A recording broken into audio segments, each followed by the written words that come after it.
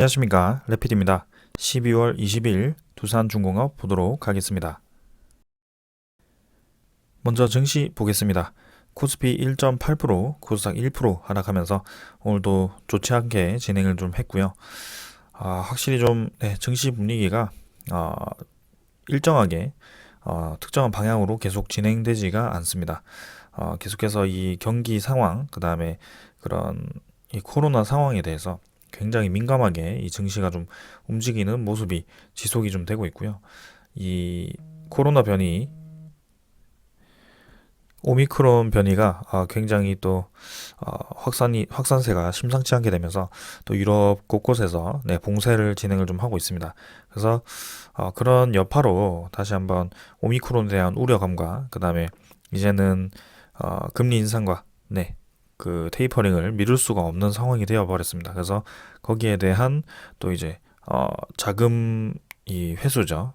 금리 인상에 대한 우려감으로 또 이렇게 증시가 좀 조정을 받는 그런 움직임입니다. 자, 그래서 계속해서 이 증시 움직임을 보면 특정한 테마주, 특히 이번에는 또 뭔가 백신 종목 위주로 또 큰 상승이 나오고 있는데요. 확실히 오미크론에 대한 그런 영향도 있는 것 같습니다. 자, 요럴 때일수록 증시에 대해서 뭔가 도전적으로 투자를 하기보다는 확실히 좀 무게감을 잡고 계속해서 본인 자리를 지키는 게 중요하고요. 이런 코로나 상황과 그 다음에 그런 금리 인상에 대한 충격 여파는 일시적이기 때문에 쭉 떨어지진 않습니다. 증시가. 그래서 이미 한번 3,300포인트 정도에서 어느 정도 떨어진 상황이기 때문에 지금도 어느 정도 안정화될 때까지는 좀 기다리는 게 좋을 것 같습니다. 그래서 우리가 기대하던 그런 연말 배당 그런 산타 랠리가 들어오지 않고 있고 지금 해외 증시를 포함해서 또 국내 증시까지 이렇게 급락을 하는 모습입니다. 자, 코스피부터 먼저 보겠습니다. 월봉 자체는 반등을 좀 했습니다만 일봉 자체는 계속 그 박스권 안에 갇혀 있다. 그래서 크게 더 올라가지 못한 채로 계속 이 구간을 반복해서 왔다 갔다 하고 있고요.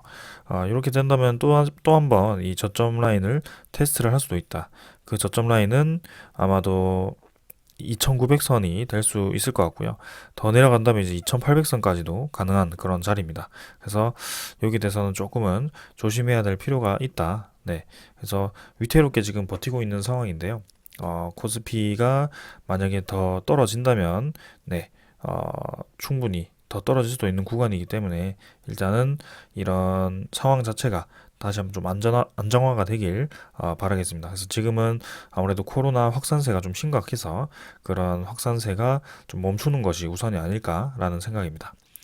자, 그래서 이 투자 금액을 또 보게 되면 기관 투자자가 빠져나오고 있고요.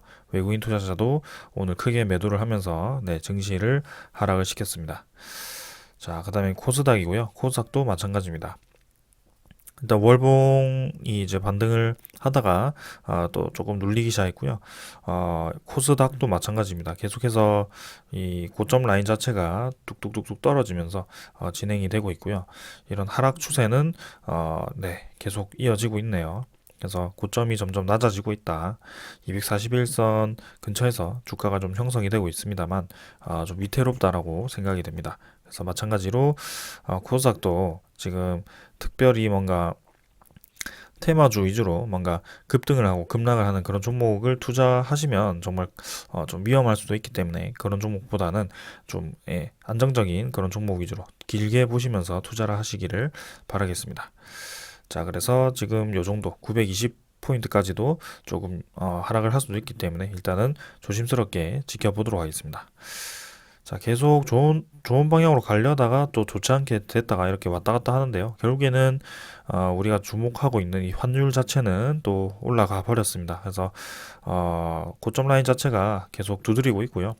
위로 뻗어 나가려고 지금 환율이 계속 올라가고 있습니다. 이렇게 평균 가격이 계속 올라가다 보니까 이 우리나라 증시, 특히 이 환율이 올라갈수록 우리나라 증시 가치가 떨어지기 때문에 미국 증시라든지 그런 해외 증시로 빠져나갈 수 있는 그런 명분이 생깁니다. 외국인 투자자가요. 그래서 거기에 대해서도 좀 압박감이 충분히 있고요.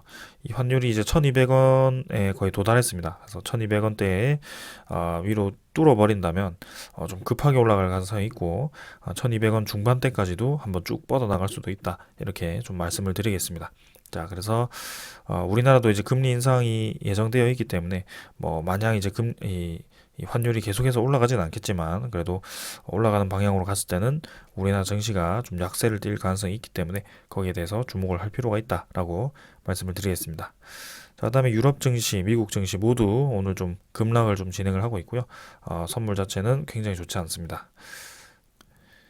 그다음에 이제 채권 수익률 보게 되면 미국 10년물 국채금리가 1.37%또 이제 떨어졌습니다. 지금 아무래도 오미크론에 대한 그런 확산세 때문에 이런 금리 인상에 대해서 또 경계감이 들고 있고요.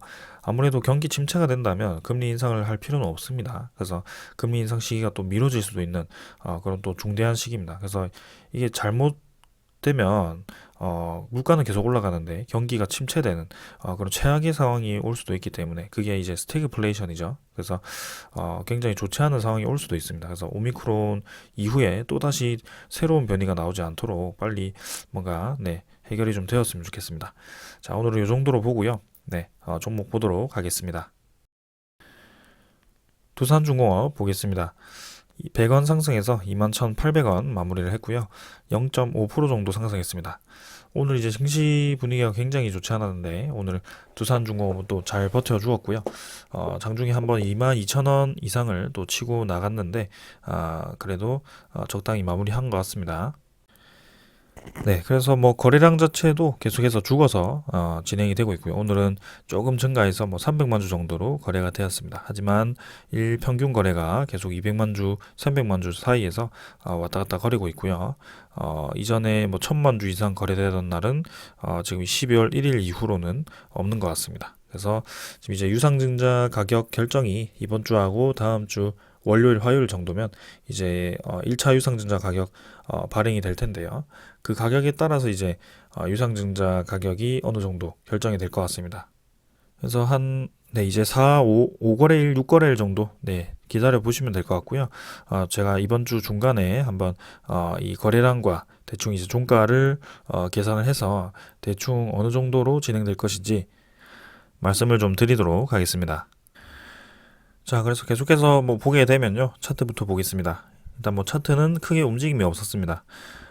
뭐 V자로 조금 올라와서 거기서 이제 자리를 좀 잡았고요.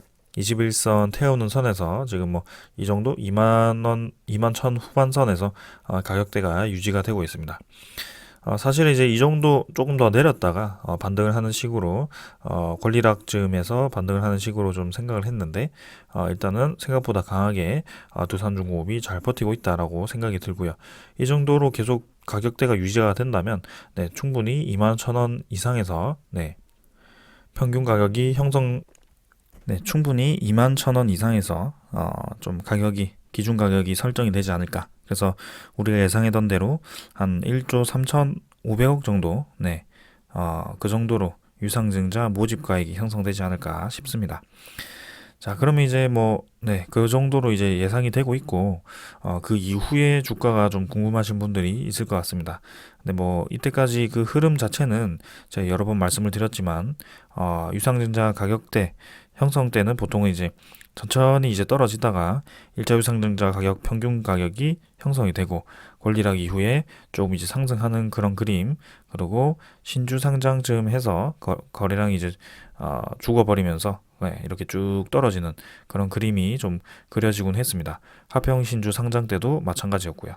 그래서 그런 그림이 또다시 이제 그려질 수도 있을 것 같습니다. 그래서 3월 달에 이제 상장이 되는데요. 2월부터 해가지고 그 차익 매물이 미리미리 나올 가능성이 크고요. 이게 이제 여러분들이 좀 잘 생각하셔야 되는 것이 신주가 상장되는 그 기준일이 있잖아요. 그게 이제 뭐 3월 10일에 뭐 8,400만 주가 상장이 된다라고 해서 그 8,400만 주가 3월 10일에 다 쏟아진다라고 생각을 하시면 안 됩니다.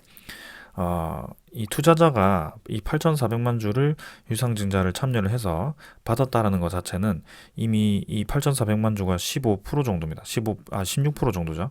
16% 정도이기 때문에 거기에 대해서 본주를 더 많이 들고 있다는 소리거든요. 그래서 이 8,400만 주를 미리 이제 팔기 위해서는 이때부터 미리미리 비중을 조절하는 세력들이 있다라고 말씀을 좀 드리겠습니다. 그래서 제 경험상으로 보았을 때는 연기금 투자자라든지 아니면 금융 투자라든지 네. 아니면은 뭐 그런 외국인 투자자 같은 경우는 네.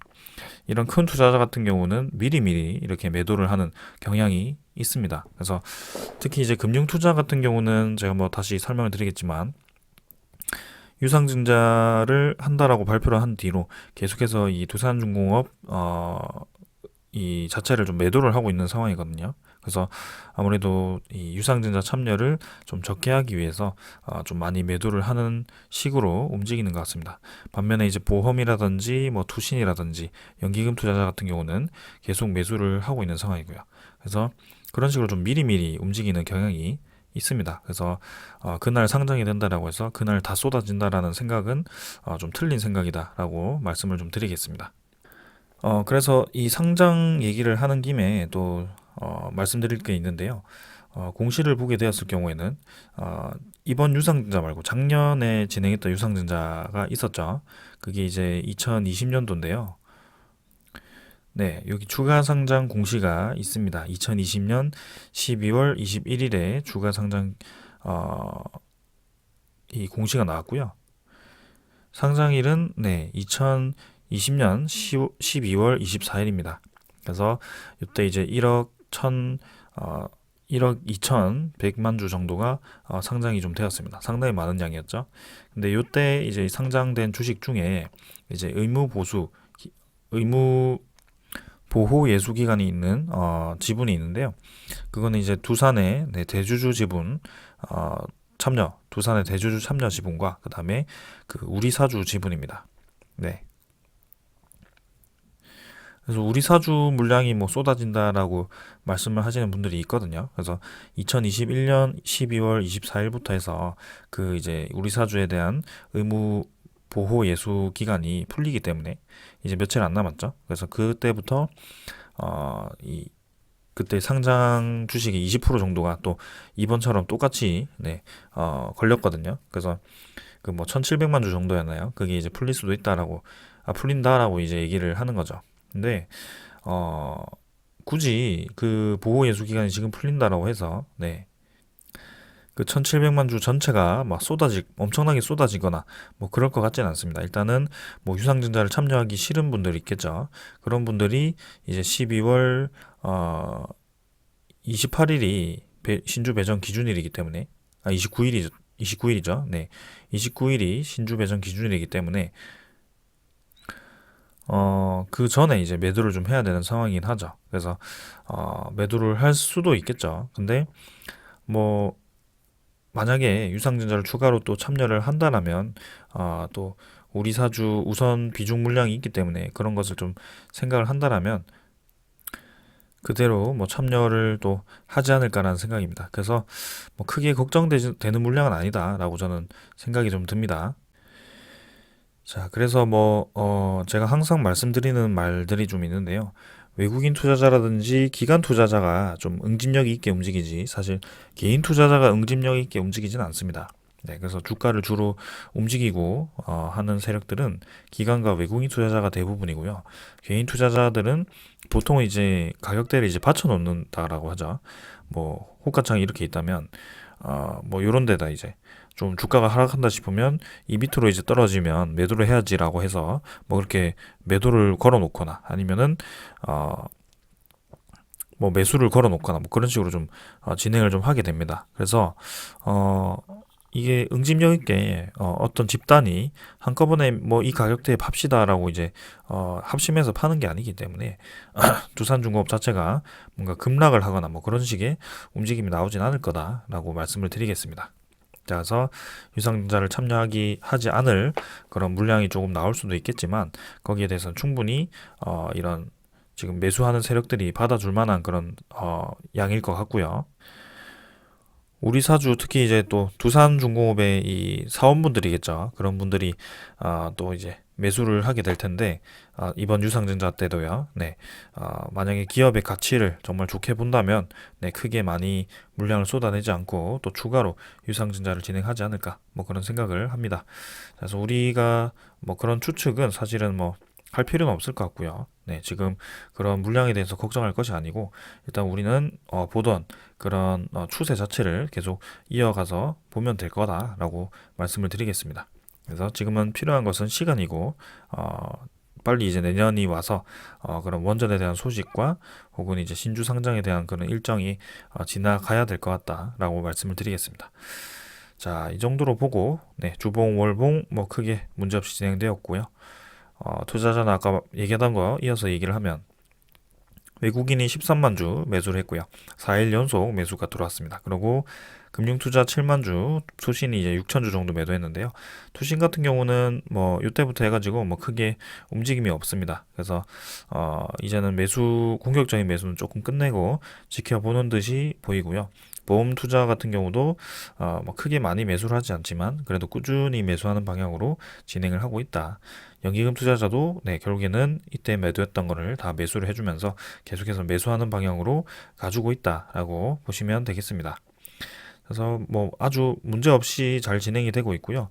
뭐 우리 사주 물량이 좀 쏟아진다고 하더라도 조금 뭐 크게 많이 쏟아질 것 같진 않지만 우리는 계속 지켜보는 이 기간 세력이 주요 포인트입니다. 네. 그래서 지금 뭐 연말 시즌 때문에 이 공매도 상환을 좀 진행하면서 외국인 투자자가 매수를 조금 하는 방향으로 가고 있지만 뭐 연말 지나고 연초에 또 어떻게 움직일지 이 외국인 투자자는 뭐 계속 지켜보도록 하겠습니다. 일단은 아무튼 우리의 핵심은 이 연기금을 비롯한 주요 기관 세력입니다. 네, 거기에만 좀 집중을 하면 될 것 같고요. 전혀 휘둘릴 필요가 없다. 그래서 공매도 이 잔고를 또 보겠습니다. 공매도 잔고는 1,400만 주, 1,400만 주로 진행이 되었고요. 한 20만 주 정도가 상환이 되었습니다. 뭐 계속해서 공매도 거래 자체가 네, 감소를 한다는 것이 확연히 보입니다. 그래서 이제 연말 시즌이다 보니까 더 이상 공매도를 하기보다는 어느 정도 유지를 하거나 상환하는 방향으로 진행을 하고 있는 것 같고요. 특히 공매도가 많았던 종목 중에 대량으로 좀 상환이 되는 그런 종목들이 몇 개가 좀 보이고 있습니다. 최근에 두산중공업 이외에도 제가 HMM이라고 네, 이전에 리뷰를 좀 하던 그 종목도 상당히 이제 이 공매도 잔고가 많이 줄었던데요. 일단은 전체적으로 좀 그런 공매도가 많던 종목들이 좀 상환되는 방향으로 진행이 되고 있다는 것을 알고 계시면 될 것 같습니다. 그래서 이 공매도 상환은 이제 쭉 두산중공업 진행이 계속된다기보다는 이 내년에 이제 있을 그 유상증자 신주 상장에 대해서 또 그 상장 시에 공매도가 대량 상환이 되는 그때를 또 아마 노리고 있을 겁니다. 공매도 세력들이. 그래서 그런 것 때문에 뭔가 공격적으로 이 상환을 하기보다는 그런 유상증자 신주 물량에 대해서 또 공매도를 상환시키는 방향으로 아마 진행을 할 것 같고요. 네, 그때까지 아마 유지를 하거나 뭐 할 것 같네요. 지금 이제 이전처럼 막 주가를 끌어내리기 위해서 공매도를 막 치고 하는 거는 끝난 것 같습니다. 일단은 네, 그래서 뭐 크게 뭐 비중 있게 지켜볼 필요는 없을 것 같고요. 두산중공업 보시면은 네, 신용 쪽에 네, 대차장고도 오늘 뭐 지금 바로 여기 집계는 안 되었지만 오늘도 이제 상환이 좀 되어가지고 네, 감소 상위 종목에 떴습니다. 그래서 두산중공업이 지금 1위고요. 126만 주 상환되어서 3,640만 주. 그래서 공매도 잔고와 대차 잔고가 이제 뭐 늘어나기보다는 좀 감소하는 방향으로 확실히 좀 가고 있다. 네, 연말이다 보니까 그렇게 진행되고 있다라고 이해를 하시면 되겠습니다. 그래서 이렇게 상환되는 방향은 아무래도 이 외국인과 상당히 관련이 깊다라고 보여지고요. 최근에 계속해서 매수를 해주는 모습이 보이고 있습니다. 그래서 외국인 추적 물량 대비 오늘도 44만 8천 주 매수하면서 추가적으로도 매수가 들어왔고요. 전일 110만 주 들어왔는데 오늘도 44만 주 들어오면서 거의 지금 한 6일 정도 연속 네, 매수를 하는 것 같습니다. 그래서 보유율 자체는 8.7% 정도로 높게 좀 유지가 되고 있는 모습. 그래서 이번에 이렇게 상환을 진행하면서 결국에는 이렇게 보유를 늘려간다면 그 유상증자에 대해서 어느 정도 또 참여를 진행을 해야 될 수도 있거든요. 하지만 이제 그 공매도 금지 거래 기간 동안에 그러니까 정확히 말씀드리면은 그 공매도가 완벽하게 이제 금지되는 기간이 아니고 그 기간에 공매도를 했을 경우 청약에 참여할 수 없는 그런 박탈권이 생기기 때문에 그런 것에 대해서도 이제 외국인이 또 고려를 좀 해야 될 거거든요. 그래서 마냥 이 지분 전체가 아마 참여를 할 수는 없을 겁니다. 그래서 그런 것도 한번 생각을 좀 해봐야 될 것 같습니다. 일단은 좀 매수하는 방향으로 그리고 공매도와 대차장고를 상환하는 방향으로 진행이 되고 있다. 그렇게 이해를 하시면 되겠습니다. 네, 그래서 이 정도로 보고 그 다음에 뭐 잠깐 말씀을 드리면 오늘 이제 원전 테마 관련 종목들이 상당히 이제 좀 강했습니다. 뭐 KPS, 우진, 뭐 오르비텍 이거는 좀 약했지만 한전기술과 일진파워가 굉장히 강하게 움직였고요. 아무래도 원전 테마에 또다시 힘이 조금씩 붙어가는 것 같네요. 그래서 주요 일정은 조금씩 이제 다시 리마인드를 하면서 제가 여러분들께 알려드리도록 하겠습니다. 자, 오늘 좀 말씀드릴 게 많은데요. 뭐부터 말씀을 드릴까요, 일단? 자, 일단은 네, 요거부터 말씀을 드리겠습니다. 대만에서 이제 네, 투표를 했었죠. 이 원전을 제4의 원전이죠. 제4의 원전을 이제 공정률이 거의 90% 이상이었는데 그걸 이제 멈추고 중단을 시키고 공사를 진행을 하지 않는 상황이었습니다. 그래서 거기에 대해서 그걸 완공을 할 것이냐 거기에서 찬반 투표를 진행을 했고요. 아무래도 우리나라와 상황이 좀 비슷했기 때문에 좀 거기에 대해서 좀 주목을 했던 것 같습니다. 네, 그래서 결국에는 근데 이 부결이 됐어요. 네, 지금 대만이 그 원전 안건 뿐만이 아니고 이제 뭐 돼지고기라든지 그런 거 해가지고 총 4개의 안건을 투표를 했는데 4개 모두 이제 차잉 이름이 좀 어렵네요. 차잉원인가요? 네. 네, 차잉원에서 다 이제 유리한 쪽으로 네, 투표가 진행이 되었다고 합니다. 그래서 지금은 사실은 원전 하나만 보고 좀 판단하기 어려운 것이 지금 대만의 입장이 지금 중국과 굉장히 대립 관계에 있는 상황이고 그 중국을 친중이 아니고 친미를 이제 하고 있는 그 집권하고 있는 그 당이라고 하죠. 네, 차잉원이 그쪽 당입니다. 그래서 아무래도 그쪽에 힘을 실어주기 위해서 모두 그쪽 방향으로 이 당이 지지하고 있는 그 방향으로 네, 투표가 진행이 되었다는 것으로 보이는 거고요. 네, 원전도 아무래도 좀 아직까지는 탈원전 방향으로 네, 그렇게 투표가 된 것 같습니다.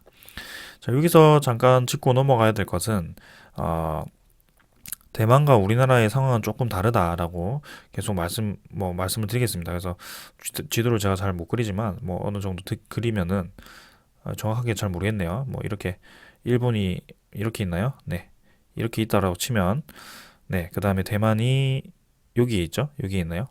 제주도가 여기 있고 독도가 여기 있고요. 그래서 이렇게 있다고 치면 어 일단 대만 자체도 사실 일본과 유사합니다. 이게 제가 이렇게 빨간색으로 한번 그어보겠습니다. 이렇게 라인이 있는데요. 여기가 아마 인도네시아가 이렇게 있을 겁니다. 이렇게요. 뭐 이렇게 있을 겁니다. 네, 이렇게 있는데 이 빨간 줄이 이 태평양 어이구 지워버렸네요. 네, 태평양 판때기입니다. 네, 판때기라고 해서 판이라고 하죠. 그래서 그 판 경계에 있는 네, 예, 다시 그렸습니다. 그래서 그 빨간색이 이쪽이 네, 그 경계입니다. 경계. 그래서 어, 이쪽이 이제 지진이 굉장히 많이 일어나는 곳이거든요. 네. 환태평양 지진대라고 해서 이쪽이 이제 이쪽 대륙판과 이쪽 대륙판이 좀 부딪히는 구간이다 보니까 이 일본이 사실 경계에 있습니다. 이 경계에. 그래서 지진이 굉장히 크고 많이 일어나는 그런 곳입니다. 그래서 그런 뭐 판 자체가 뭐 한쪽으로 빨려 들어가거나 아니면 한쪽으로 타고 올라가거나 아니면 밀려가지고 뭐 하나가 솟아오르거나 뭐 그런 식으로 하면서 주로 이제 지진이 일어나는데요.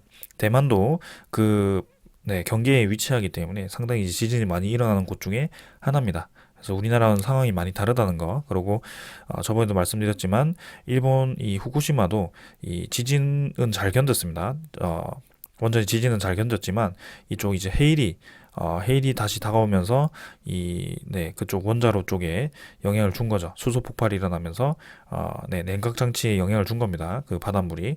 그래서 대만도 마찬가지로 방파제가 하나도 없습니다. 그래서 태평양에서 해일이 발생했을 경우에는 바로 이제 쓰나미가 몰려올 수 있는 그런 위치이기 때문에 특히 인도네시아, 일본, 이 대만은 상당히 이제 위험한 거죠. 필리핀도 마찬가지고요. 그래서 그런 위기감이 있다. 실제로 이 대만의 지진 강도를 보면 7 이상의 지진도 많이 일어나곤 했습니다. 그래서 상당히 이제 지진이 자주 일어나는 국가다. 우리나라와는 좀 비교하기가 힘들다라고 말씀을 좀 드리겠습니다. 그래서 우리나라도 뭐 일본과 근접해서 어느 정도 이제 지진에 영향을 받는 국가이긴 하지만 사실은 뭐 직접적인 그렇게 큰 영향을 받는 국가는 아니고 해일이 발생하더라도 큰 해일이 우리나라에 직접적으로 다가올 확률은 굉장히 적다. 그리고 지금 대만은 정치적으로 어느 정도 영향이 있었다. 뭐 그렇게 좀 말씀을 드리겠네요. 자, 그래서 저렇게 진행되었다는 거, 뭐 크게 문제는 될 건 없을 것 같습니다. 우리나라가 지금 뭐 좀 대만과 비슷하게 방향이 가지만 전체적인 미국, 뭐 유럽, 혹은 뭐 좀 여러 국가들이 지금 다시 한번 원전을 짓는 방향으로 진행이 되고 있다라는 거에 그게 사실입니다. 네. 자, 그래서 지금 뭐 전 세계가 친환경 원전 부활을 하고 있다라고 얘기를 하면서 이렇게 한수원도 이제 본격적으로 움직임을 하고 있고요.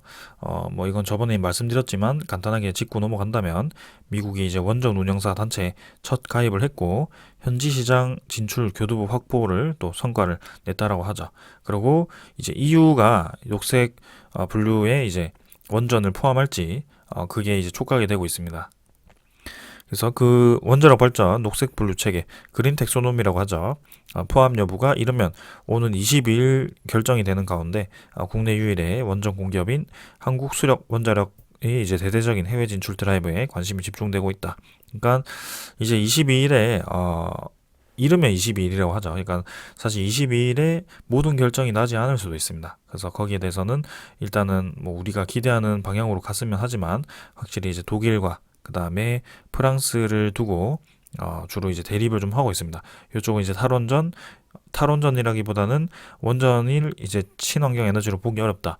여기는 이제 원전을 친환경 에너지로 보아야 된다라고 이제 힘을 주고 있는 국가들끼리 대립을 이루고 있죠. 근데 최근에 들어서야 이 원전에 대한 힘이 실리면서 확실히 이 프랑스 쪽으로 힘이 많이 주어지는 모습이고요. 뭐 영국도 이제 친원전 쪽으로 이제 가고 있고요. 영국은 이제 EU 쪽이 아니기 때문에 좀 별개 얘기긴 합니다만 그래도 큰 힘이 있을 겁니다.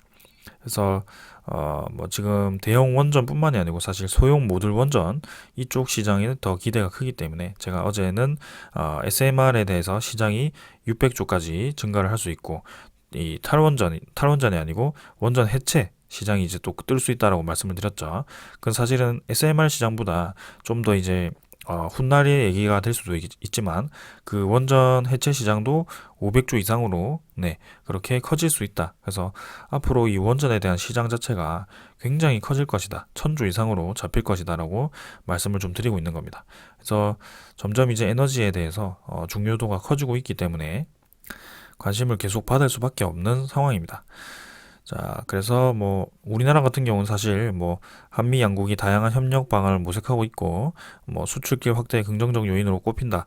한수원은 이제 2028년 인허가를 목표로 혁신형 SMR, ISMR을 뭐 개발 중이고 300메가와트 이하의 소형 원전인 SMR은 이제 모듈화된 부품이 해당 장소까지 운송된 뒤 조립되는 방식이다. 그냥 조립되는 이제 원전이라고 보시면 될 것 같고요. 그만큼 좀 경제적이고 크기도 작고 뭐 위험도도 떨어지기 때문에 아주 관심을 많이 받고 있다라고 이해하시면 되겠습니다. 지금 상황에서는 22일에 일어날 수 있는 그 그린 텍소노미 그쪽에 대한 뭐 결과를 좀 지켜보면 될 것 같고요. 자, 그 다음에 말씀드릴 것은 이제 중국이 생각보다 이제 원전에 힘을 좀 많이 주고 있습니다. 탄소 중립과 전력난 해답으로 원전을 택했다라고 하고요. 향후 15년간 원자로 150개를 이제 추가 건설한다라고 합니다. 사실은 좀 너무 많은 원자로라서 좀 당황스럽긴 한데요. 이게 좀 우려스럽기도 하죠. 너무 많이 건설하니까. 근데 뭐 이런 식으로 국가 정부 차원에서 이렇게 150개를 추가로 건설을 한다라고 합니다. 그래서 이게 국내에만 150개가 아니고 사실은 이제 해외 수출도 포함인 것 같아요. 네, 그래서 150개에 달하는 원자로를 새로 지을 계획이다. 이에 들어가는 자금만 4,400억 달러에 이른다. 그래서 현재 가동 중인 원자로 수는 51개이지만 18개를 새로 짓지만 앞으로 이렇게 150개를 추가로 지을 계획이다라고 얘기를 하네요. 그래서 여기서도 이 얘기가 나옵니다. 일본 후쿠시마 원전 사고 등 뭐 일부 우려가 없는 것은 아니지만 비용적인 측면에서 태양광, 풍력 에너지가 기존 화석 에너지를 완전히 대체하기까지 원전이 다리 역할을 해야 된다.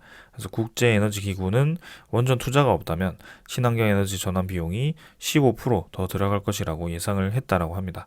그래서 그만큼 에너지 효율적으로 원전이 굉장히 효율적이다라고 얘기를 하는 것 같고요. 그래서 이렇게 중국이 세계를 이제 시장을 또 원전 시장을 점유하기 위해서 계속 뻗어 나간다면 프랑스, 미국, 러시아에 이어서 중국이 주요 원전 기술국으로 이렇게 떠오를 것이라고 얘기를 합니다.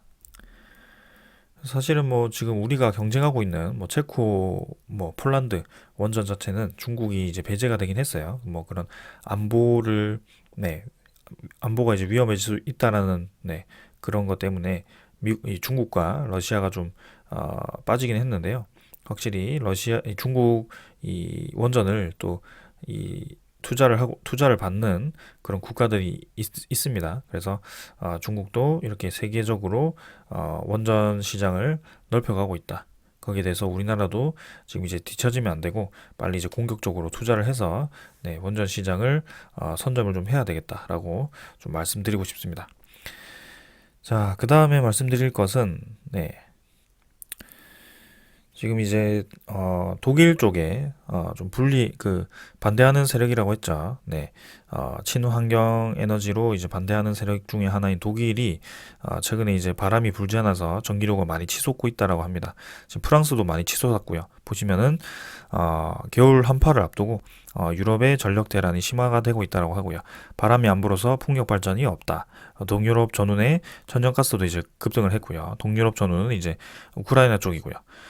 그래서 탈원전, 이 원전 제도의 목소리가 또 이렇게 에너지 자립 위해서 필요하다. 계속 강조를 드렸던 겁니다, 이게. 최근에 원전이 계속 관심을 받았던 이유가 이렇게 뭔가 정책적으로 혹은 주변에 이제 국가 안보가 좀 위험해질 수 있기 때문에 그런 에너지 수요도 많이 증가를 했지만, 에너지 수요도 증가를 했고, 그다음에 안보도 이제 중요해졌습니다. 에너지 안보가. 그만큼 이제 어느 한 국가에 에너지를 너무 의존하다 보니까 뭔가 그 국가에 대해서 대립을 할 수도 없고 뭔가 지배를 받을 수밖에 없는 상황이 돼버린 거죠. 그래서 거기에 대해서 에너지를 자립할 필요가 있다. 그래서 그 자립할 수 있는 에너지원이 원전이 굉장히 효율적이다. 뭐 그렇게 또 판단을 한 거죠. 그리고 친환경 에너지, 특히 최근에 지구 온난화로 인해서 이 기후가 굉장히 많이 변하고 있는데 거기에 대해서 기후에 영향을 받지 않은 에너지원이 또 이제 원전이죠.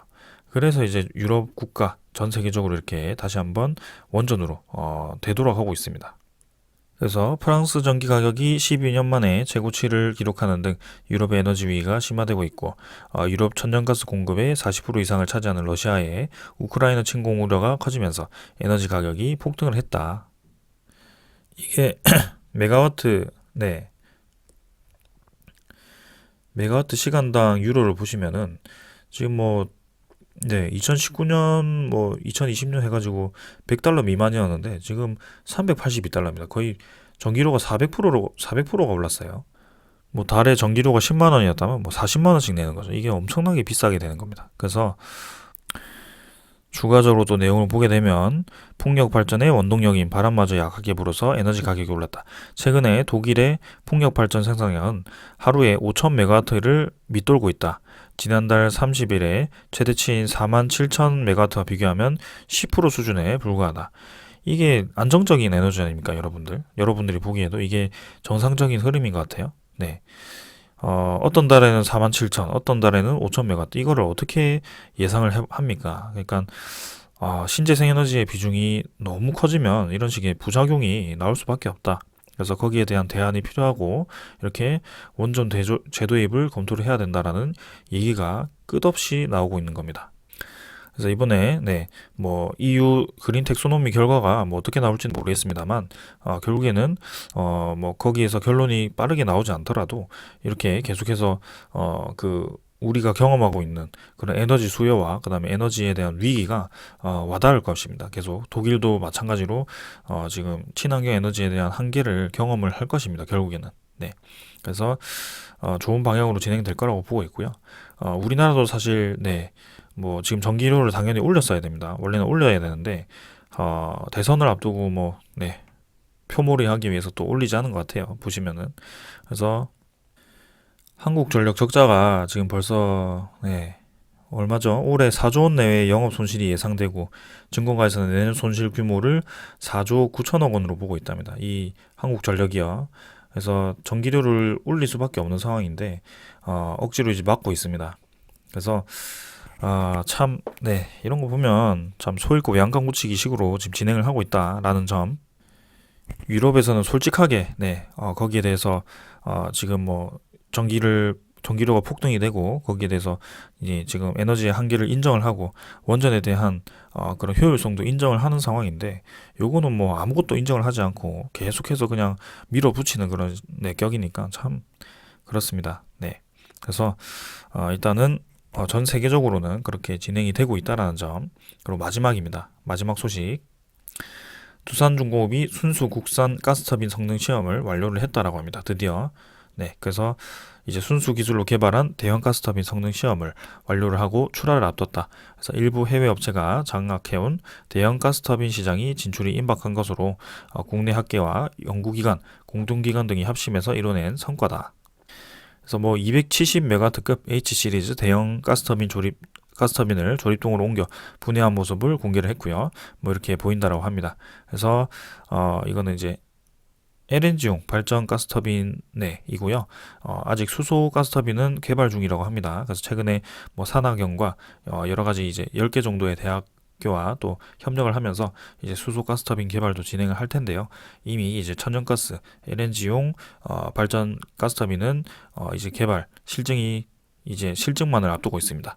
성능은 테스트 완료했고 이제 2023년 상업 가동 예정인 495메가와트급 김포 열 병합발전소에 이제 적용을 해서 이렇게 실증을 하고 만약에 인정이 된다면 이제 전 세계에 4개밖에 없던 가스터빈 시장에 진입을 하는 거죠. 그래서 우리나라에 국내에 도입된 150여 개의 가스터빈도 전량 해외 제품이기 때문에 앞으로 여기에 대한 에너지 전환이 있다면 국내에 이제 두산중공업의 가스터빈이 사용될 가능성이 크다. 그렇게 말씀을 드리겠습니다. 자, 그래서 앞으로 이제 두산중공업이 들어갈 수 있는 시장이 굉장히 많습니다. SMR 시장, 뉴스케일 파워를 통한 SMR 시장, 그리고 국내 가스터빈 시장, 그죠? 수소 가스터빈은 뭐 조금 먼 얘기지만 그냥 이제 LNG 가스터빈만 하더라도 상당히 이제 시장이 큽니다. 그리고 해상풍력도 뭐 사실 이 해상풍력 비중을 너무 키우면 좀 문제가 되지만 그래도 꾸준히 이제 개발을 하고 그런 식으로 이제 친환경 에너지도 저는 필요하다라고 생각을 합니다. 그래서 그쪽도 이제 투자를 좀 하고 있고요. 국내 이제 뭐 단지가 생기긴 하지만 사실 뭐 너무 많은 단지는 사실 불필요하다라고 보지만 그래도 적정한 단지는 필요할 것으로 보입니다. 그래서 그쪽도 두산중공업이 들어갈 거고요. 그럼 뭐 어떻게 될지 모르겠지만 국내 이제 원전 짓던 거 신한울 3, 4, 5기가 결국에는 뭐 두 분 다 지금 경쟁하고 있는 두 분 다 좀 진행할 수 있도록 이제 한다라고 하니까 좀 좋은 소식이 있을 것 같기도 하고요. 그리고 해외 원전에 대한 소식들 지금 잘 진행하고 있는 것으로 보입니다. 그래서 그쪽도 이제 수주가 한 건이라도 터지면 대박입니다. 그래서 뭐 여러 가지로 시장이 지금 잘 형성이 좀 되고 있고 두산중공업의 자회사인 두산퓨얼셀도 계속해서 꾸준히 수주를 하고 있고 두산 지주사도 수소 사업과 그 다음에 두산 로보틱스를 통한 또 이제 회사 외형 확장에 나서고 있습니다. 그래서 전체적으로 봤을 때 저는 계속해서 좋은 방향으로 진행이 되고 있다라고 생각을 합니다. 네, 오늘도 참 여러 가지로 좀 말을 많이 했는데요. 네, 최근에는 이제 주가가 좀 재미없다 보니까 이런 식으로 좀 여러분들께 좀 번외 소식과 그다음에 두산중공업의 흐름, 원전 사업의 흐름, 에너지 산업의 흐름 뭐 이런 식으로 좀 계속해서 전해드리도록 하겠습니다. 결국에는 이제 종목 투자를 하기 위해서는 종목의 가치 분석이 필요하고 그 기업이 어떤 상황에 처해 있는지 그 산업이 어떤 트렌드로 진행되는지 보는 것이 굉장히 중요하다라고 저는 생각을 하고 있습니다. 그래서 지금은 이 전체적인 증시가 굉장히 많이 흔들리고 있기 때문에 이 주가 자체에 너무 이 흔들리지 마시고 우리가 분석하는 그 가치대로 결국에는 간다라고 보시고 투자를 하시면 되겠습니다. 자, 오늘 여기까지 하고 마무리하겠습니다. 감사합니다.